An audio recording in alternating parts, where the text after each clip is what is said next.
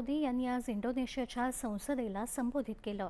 आज भारत आणि इंडोनेशिया इतिहासातील एका महत्त्वपूर्ण टप्प्यांवर एकत्र उभे आहेत। या शतकाचा पहिला टप्पा पूर्ण होत असताना पुढील 25 वर्ष दोन्ही राष्ट्रांसाठी अत्यंत निर्णायक ठरणार आहेत, असंही पंतप्रधानांनी यावेळी सांगितलं।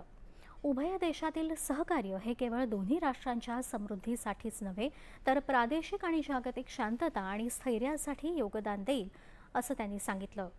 ही विस्तारणारी भागीदारी हिंद प्रशांत क्षेत्रात शांतता, प्रगती आणि सामायिक समृद्धीसाठी एक महत्त्वपूर्ण सामर्थ्य ठरेल, असा विश्वास पंतप्रधान मोदींनी व्यक्त केला। भारत हा विकासाचा मार्ग अनुसरतो, विस्तारवादाचा नाही। म्हणूनच भारताचा सर्वांसोबत सर्वांचा विकास या तत्वावर विश्वास आहे, असं ते म्हणाले। शतकानुशतकं उभय देशातली बंदरांनी जगाला जोडलं असून जहाजांनी महासागरांच्या पलीकडे व्यापार आणि संस्कृतीचा प्रसार केला।